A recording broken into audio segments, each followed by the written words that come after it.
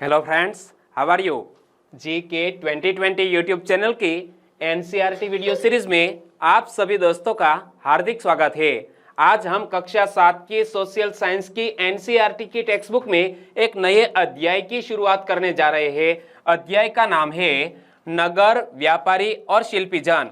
और छठे अध्याय में दोस्तों पेज नंबर 75 से 78 पर जो इंफॉर्मेशन दी है उनको बेस बनाते हुए ये वीडियो हमने तैयार किया है और साथ साथ जो भी इंपॉर्टेंट क्वेश्चन बन सकते थे उनको भी ऐड करते हुए बहुत ही अच्छा यह वीडियो बनाया है। तो वीडियो में लास्ट तक बने रहिए। लास्ट में कमेंट सेक्शन में जरूर बताना कि यह वीडियो आपको कैसा लगा और यह वीडियो किसके लिए हेल्पफुल है। तो जो बच्चे कक्षा 7 में पढ़ रहे हैं और जो स्टूडेंट्स NCERT की टेक्स्ट बुक पढ़ रहे हैं उनका एक गोल है कि मैं UPSC और स्टेट पब्लिक सर्विस कमीशन जैसी एग्जामिनेशन क्रैक करूं, तो यह NCERT की टेक्स्ट बुक आपको पढ़नी ही चाहिए। और ऐसे ही वीडियो बनाकर यहां मैं आपके सामने रखता हूं। तो आज का हमारा छठा टॉपिक है नगर, व्यापारी और शिल्पी जन। दोस्तों इनसे पहले हमने 5 अध्याय की बात वीडियो में कर ली है, आज छठा अध्याय है। चलिए स्टार्ट करें।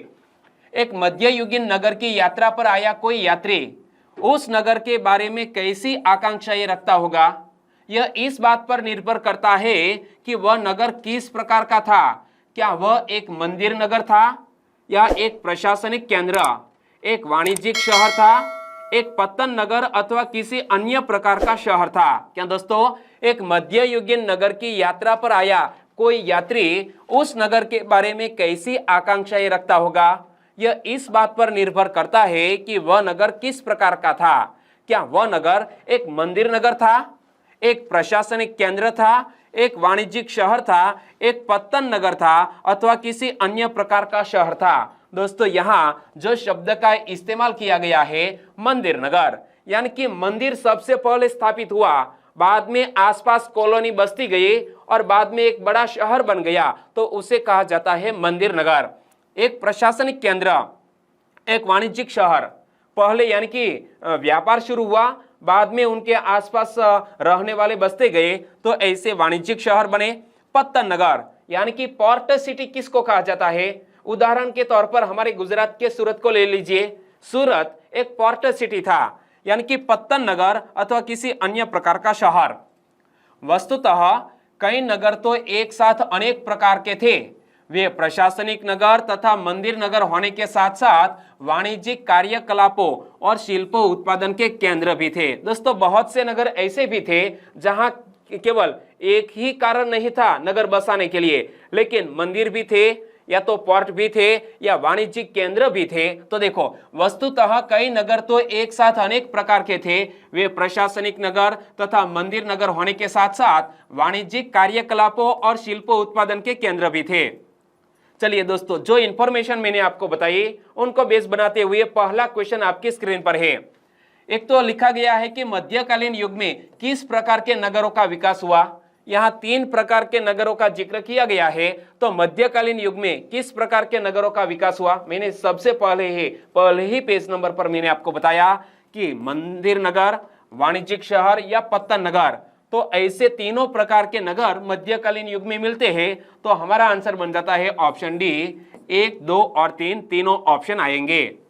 और ऐसा एक मानचित्र दिया गया है आपकी टेक्स्ट बुक में, यानी कि यह मानचित्र को आपको ध्यान से देखना चाहिए। मुझे तो ऐसा लगता है कि 2 से 3 मिनट तक यह मैप आप अच्छी तरह देख लीजिए। और यहाँ पर दोस्तों लिखा गया है सूरत, हम्पी, यहाँ पर है मसूलीपट्टनम। तो यहाँ सूरत और मसूलीपट्टनम यहाँ समुद्री तट के नजदीक है, यानी कि यह पोर्ट सिटी है। तो यहाँ पर लिखा गया है वृंदावन।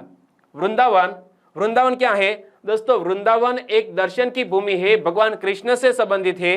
तो वृंदावन कैसा नगर है आगे मैं आपको बताने वाला हूं, लेकिन आपको अंदाजा है तो नीचे कमेंट सेक्शन में जरूर बताना, ओके। और बाद में यहाँ गोलकुंडा, बीजापुर, तो स्वामी मलाई, ऐसे सभी नगरों का जिक्र किया गया है। तो मध्य और दक्षिण भारत में व्यापार और शिल्पकारी उत्पादन के कुछ प्रमुख केंद्र यह मानचित्र 1 में दर्शाए गए हैं। क्या, मध्य और दक्षिण भारत में व्यापार और शिल्पकारी उत्पादन के कुछ प्रमुख केंद्र यह मैप में दर्शाए गए हैं। आगे प्रशासनिक केंद्र की बात करें तो अध्याय 2 में आपने चोल वंश के बारे में पढ़ा।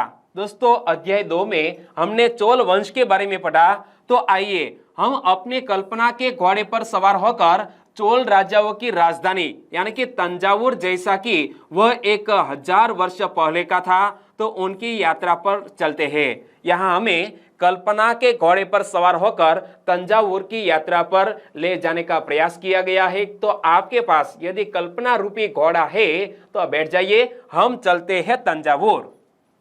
वर्ष में 12 महीने बहने वाली कावेरी नदी इस सुंदर नगर के पास बहती है। क्या दोस्तों, यह कावेरी नदी तंजावुर शहर के पास बहती है और राजा राज चोल द्वारा निर्मित राज राजेश्वर मंदिर की घंटियां बजती हुई सुनाई देती है। दोस्तों आप कल्पना के घोड़े पर सवार होकर तंजावुर पहुंच गए हैं और याद रखना तंजावुर शहर कावेरी नदी के तट पर बसा हुआ है। राजा राज चोल द्वारा निर्मित यह राज राजेश्वर मंदिर वो भी है तंजावुर में, और यहाँ पर आपको घंटियां बजती हुई सुनाई पड़ती है। शाम के समय आप पहुंचेंगे तो यहाँ आरती शुरू होगी और लोग नगर के वास्तुकार कुंजर मल्लन राज प्यारू थच्चन की वास्तुकला की प्रशंसा करते हुए नहीं थकते। दोस्तों ये तंजावुर नगर किसकी वास्तुकला के आधार पर बनाया गया है, तो याद रखना लोग यह तंजावुर नगर के वास्तुकार कुंजर मल्लन राज प्यारू थच्चन की वास्तुकला की प्रशंसा करते हुए नहीं थकते। तो सीधे तौर पर यहां से एक क्वेश्चन बन सकता है, निम्नलिखित कथनों पर विचार करें। पहला कथन, तंजावुर चोल राजाओं की राजधानी थी, सही या गलत? सही, ओके। तंजावुर चोल राजाओं की राजधानी थी और वर्ष में 12 महीने बहने वाली कृष्णा नदी इस सुंदर नगर के पास बहती है। यह कथन सही है या गलत? कृष्णा नदी तंजावुर नगर के पास बहती है। कृष्णा नहीं, मैंने कौन सी नदी का जिक्र किया? कावेरी नदी का जिक्र किया। मतलब यह कि यह दूसरे नंबर का सेंटेंस गलत, और आपने दोस्तों यह नदी का नाम याद नहीं रखा था। कहां पर ध्यान था आपका? स्क्रीन पर ध्यान रखिए। सही आंसर है, कौन सा कथन सही है? केवल 1 नंबर का सेंटेंस सही। आंसर बन जाता है ऑप्शन ए। एक बार फिर से यहां पर मैं आपको दिखा देता हूं कौन सी नदी है, कावेरी नदी। तो वर्ष में 12 महीने बहने वाली कावेरी नदी इस सुंदर नगर के पास बहती है। राजा राज चोल द्वारा निर्मित राज राजेश्वर मंदिर की घंटियां बजती हुई सुनाई देती है। लोग नगर के वास्तुकार कुंजर मल्लन राज प्यारू थच्चन की वास्तुकला की प्रशंसा करते हुए नहीं थकते। आगे बात करें तो हमें वास्तुकार का नाम इसीलिए पता है क्योंकि उसने गर्व से अपने नाम को मंदिर की दीवार पर उत्कीर्ण किया और मंदिर के भीतर एक विशाल शिवलिंग भी स्थापित किया है। आंसर बताइए, तंजावुर के वास्तुकार कौन थे? नाम थोड़ा डिफिकल्ट था, 2 से 3 बार पढ़ लिया है, तो बताइए तंजावुर के वास्तुकार कौन थे?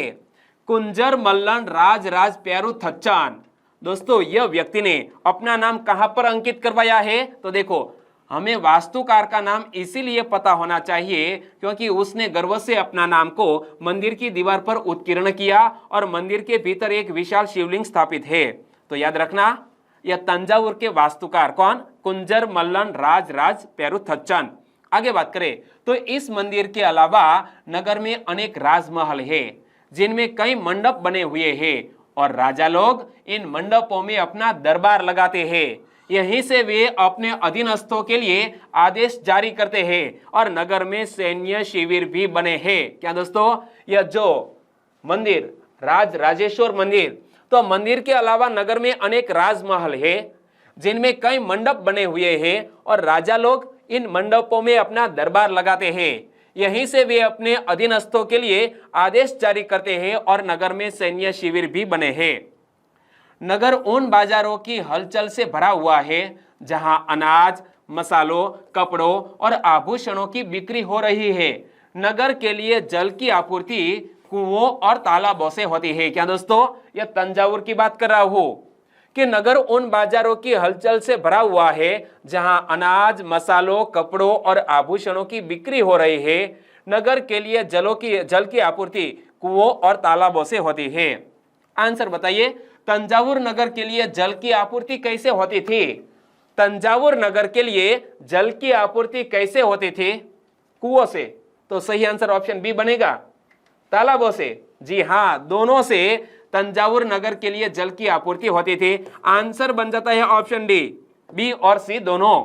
और तंजावुर और उसके निकटवर्ती नगर उरैयूर के सालीय बुनकर मंदिर के उत्सव के लिए झंडे झंडिया बनाने का कपड़ा, राजा और अभिजात वर्ग के लिए बढ़िया सूती वस्त्र और जनसाधारण के लिए मोटा सूती वस्त्र तैयार कर रहे हैं। क्या? तंजावुर और उसके निकटवर्ती नगर उरैयूर के सालीय बुनकर मंदिर के उत्सव के लिए झंडे झंडिया बनाने का कपड़ा, राजा और अभिजात वर्ग के लिए बढ़िया सूती वस्त्र और जनसाधारण के लिए मोटा सूती वस्त्र तैयार कर रहे हैं। यहां से कुछ दूरी पर स्वामी मलाई में स्थपति अथवा मूर्तिकार उत्तम कांस्य मूर्तियां तथा लंबे सुंदर घंटा धातु के दीप बना रहे हैं। क्या दोस्तों? यहां से कुछ ही दूरी पर स्वामी मलाई स्थित है और स्वामी मलाई में स्थपति अथवा मूर्तिकार उत्तम कांस्य मूर्तियां तथा लंबे सुंदर घंटा धातु के दीप बना रहे हैं। और दोस्तों एक ऐसा क्वेश्चन आपके लिए यह टेक्स्ट बुक में रखा गया है सोचने के लिए कि आपके मत में लोग तंजावुर को एक महान नगर क्यों मानते थे। तो यहां मैंने आपको बताया कि तंजावुर में दोस्तों मंदिर भी थे और साथ साथ एक वाणिज्यिक केंद्र भी बना था तंजावुर, इसीलिए एक महान नगर के रूप में स्थापित हुआ यह तंजावुर। यहां से कुछ दूरी पर स्वामी मलाई में स्थपति अथवा मूर्तिकार उत्तम कांस्य मूर्तियां तथा लंबे सुंदर घंटा धातु के दीप बना रहे हैं। आगे दोस्तों मंदिर नगर तथा तीर्थ केंद्र की बात करें तो तंजावुर एक मंदिर नगर का भी उदाहरण है। मैंने शुरू में ही आपको मैप के जरिए बताया कि तंजावुर एक मंदिर नगर है। सबसे पहले मंदिर बना और मंदिर के आसपास रहने वाले, व्यापार करने वाले बसने लगे और आखिरकार एक बड़ा शहर बन गया। तो तंजावुर एक मंदिर नगर का भी उदाहरण है। मंदिर नगर नगरीकरण का एक अत्यंत महत्वपूर्ण प्रतिरूप प्रस्तुत करते हैं। नगरीकरण नगरों के विकास की प्रक्रिया है। दोस्तों यह नगरीकरण किसको कहा जाता है? नगर के विकास की प्रक्रिया को नगरीकरण कहा जाता है। और मंदिर अक्सर समाज और अर्थव्यवस्था दोनों के लिए ही अत्यंत महत्वपूर्ण होते हैं। आंसर बताइए, तंजावुर किस प्रकार के नगर का उदाहरण है? तंजावुर किस प्रकार के नगर का उदाहरण है? एक पोर्ट सिटी है, पत्तन नगर है?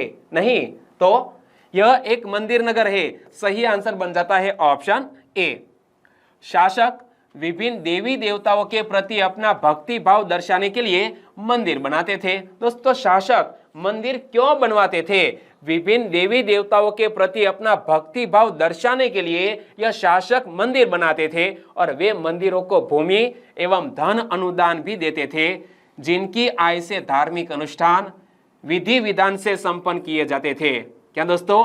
यह राजाओं द्वारा जो भी यह धन दिया जाता था तो धन से धार्मिक अनुष्ठान विधि विधान से संपन्न किए जाते थे। तीर्थ यात्रियों तथा पुरोहित पंडितों को भोजन कराया जाता था और पर्वोत्सव मनाए जाते थे। मंदिर के दर्शनार्थी भी दान दक्षिणा दिया करते थे। एक बार फिर से पढ़ लो कि शासक विभिन्न देवी देवताओं के प्रति अपना भक्ति भाव दर्शाने के लिए मंदिर बनाते थे। वे मंदिरों को भूमि एवं धन अनुदान देते थे, जिनकी आय से धार्मिक अनुष्ठान विधि विधान से संपन्न किए जाते थे। तीर्थ यात्रियों तथा पुरोहित पंडितों को भोजन कराया जाता था और पर्वोत्सव मनाए जाते थे। मंदिर के दर्शनार्थी भी दान दक्षिणा दिया करते थे। आंसर बताइए, शासक विभिन्न देवी देवताओं के प्रति अपना भक्ति भाव दर्शाने के लिए क्या करते थे?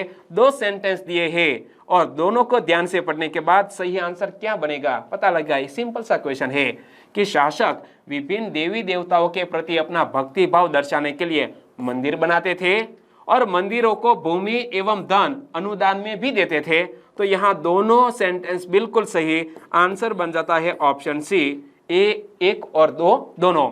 आगे कांसा, घंटा धातु और लुप्त मोम तकनीक की बात करें तो कांसा एक मिश्र धातु होती है जो तांबे और रांगे यानी कि टीन के मेल से बनती है। याद रखना, कांसा एक मिश्र धातु है जो तांबे और रांगे के मेल से बनती है।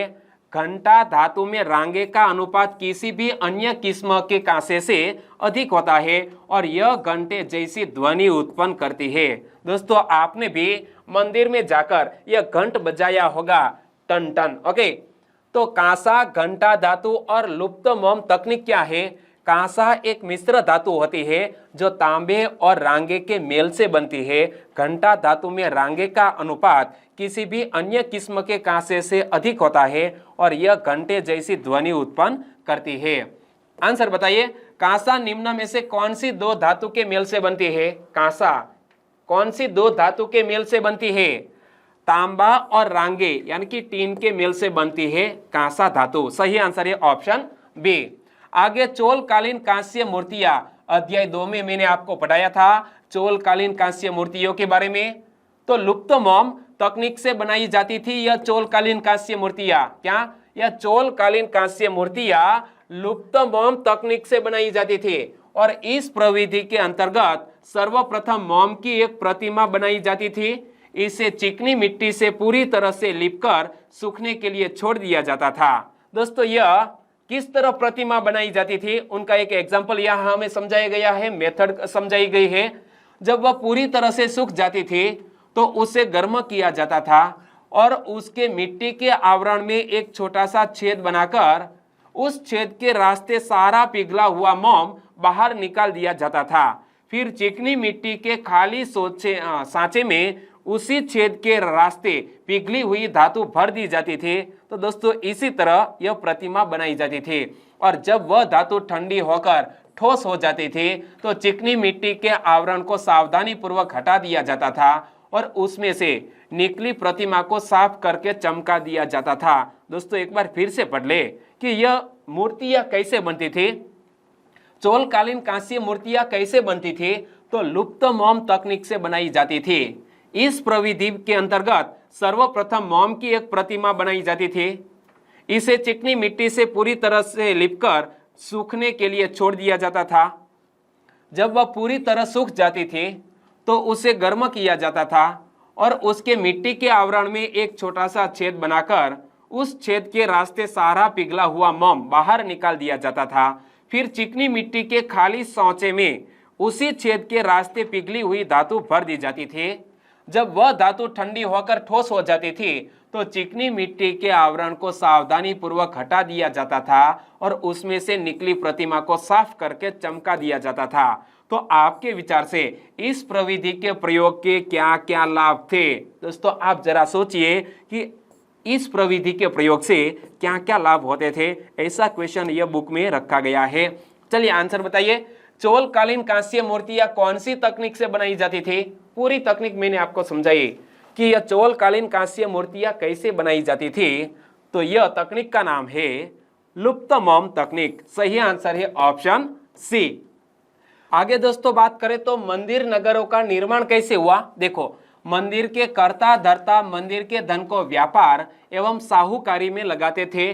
शनैही शनैही यानी कि धीरे धीरे समय के साथ बड़ी संख्या में पुरोहित, पुजारी, कामगार, शिल्पी, व्यापारी आदि मंदिर तथा उसके दर्शनार्थियों एवं तीर्थयात्रियों की आवश्यकताओं को पूरा करने के लिए मंदिर के आसपास बसते गए और इस प्रकार मंदिर नगरों का विकास हुआ। इसी रीति से मंदिरों के चारों ओर अनेक नगरों का आविर्भाव हुआ। जैसे मध्य प्रदेश में भिल्ल स्वामीन, जो वर्तमान में भिलसा या विदिशा के नाम से प्रसिद्ध है, और गुजरात में सोमनाथ, यह दोस्तों मंदिर नगर के एग्जाम्पल है। क्या? यह भिल्ल स्वामीन यानी कि भिलसा, यह भी मंदिर नगर का उदाहरण है और गुजरात का सोमनाथ भी एक मंदिर नगर का उदाहरण है। कुछ अन्य महत्वपूर्ण मंदिर नगर में तमिलनाडु के कांचीपुरम तथा मदुरई और आंध्र प्रदेश में तिरुपति का समावेश होता है। एक बार फिर से पढ़ लो कि मंदिर के कर्ता धर्ता मंदिर के धन को व्यापार एवं साहूकारी में लगाते थे। शनैही शनैही यानी कि धीरे धीरे समय के साथ बड़ी संख्या में पुरोहित, पुजारी, कामगार, शिल्पी, व्यापारी आदि मंदिर तथा उसके दर्शनार्थियों एवं तीर्थयात्रियों की आवश्यकताओं को पूरा करने के लिए मंदिर के आसपास बसते गए। इस प्रकार मंदिर नगरों का विकास हुआ। इसी रीति से मंदिरों के चारों ओर अनेक नगरों का आविर्भाव हुआ। जैसे मध्य प्रदेश में भिल स्वामीन और गुजरात में सोमनाथ। कुछ अन्य महत्वपूर्ण मंदिर नगर का एग्जाम्पल तमिलनाडु में कांचीपुरम तथा मदुरई और आंध्र प्रदेश में तिरुपति है। आंसर बताइए। राज्य और मंदिर नगर के संदर्भ में कौन सा युग्म सही नहीं है? यानी कि एक नगर जो मंदिर नगर बना, पहले मंदिर बना बाद में नगर बना, और किस राज्य में स्थित है? तो बिल स्वामिन मंदिर मध्य प्रदेश में, बिल्कुल सही। सोमनाथ हमारे गुजरात में है। तिरुपति कर्नाटक में, यह गलत है क्योंकि तिरुपति कर्नाटक में नहीं बल्कि कहां पर बताया?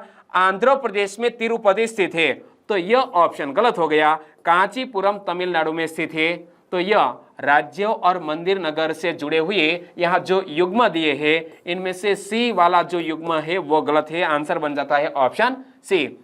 तीर्थस्थल भी धीरे धीरे नगरों के रूप में विकसित हो गए, जैसा कि उत्तर प्रदेश का वृंदावन और तमिलनाडु का तिरुवन्नमलाई। ऐसे नगरों के दो उदाहरण है। क्या दोस्तों? तीर्थस्थल भी धीरे धीरे नगरों के रूप में विकसित हो गए, यानी कि पहले एक तीर्थस्थल था बाद में नगर के रूप में विकसित हुए। ऐसे दो एग्जाम्पल यहाँ दिए हैं। एक है तमिलनाडु का तिरुवन्नमलाई और दूसरा है उत्तर प्रदेश का वृंदावन। राजस्थान का अजमेर 12वीं शताब्दी में चौहान राजाओं की राजधानी था। क्या? राजस्थान का जो अजमेर है वो 12वीं शताब्दी में चौहान राजाओं की राजधानी था और आगे चलकर मुगलों के शासन में वह एक सूबा मुख्यालय बन गया। आंसर बताइए, निम्न में से कौन सा स्थान पहले एक तीर्थस्थल था और बाद में नगर के रूप में विकसित हो गया? पहले एक तीर्थस्थल था बाद में नगर के रूप में विकसित हो गया। कौन सा स्थान? सोमनाथ। सोमनाथ तो एक नगर मंदिर है, मंदिर नगर है। पहले मंदिर बना बाद में नगर बना, लेकिन पहले एक तीर्थ स्थान था बाद में दोस्तों यह नगर बन गया। तो यह है वृंदावन। क्या? वृंदावन। यहां पर मैंने आपको बताया कि तीर्थस्थल भी धीरे धीरे नगरों के रूप में विकसित हो गए। उत्तर प्रदेश का वृंदावन और तमिलनाडु का तिरुवन्नमलाई, यह दोनों ऐसे नगर है जो पहले क्या थे? एक तीर्थस्थल, बाद में यहां पर नगर बन गए। तो सही आंसर बनेगा ऑप्शन डी, वृंदावन। यह नगर यानी कि अजमेर धार्मिक सह अस्तित्व का एक उत्कृष्ट उदाहरण प्रस्तुत करता है। सुप्रसिद्ध सूफी संत ख्वाजा मोइनुद्दीन चिश्ती, जिनके बारे में अध्याय 8 में हम पढ़ेंगे, तो यह सूफी संत ख्वाजा मोइनुद्दीन चिश्ती यहाँ अजमेर में 12वीं शताब्दी में बस गए थे और उनके दर्शनार्थी एवं श्रद्धालु सभी पंथों मतों के हुआ करते थे।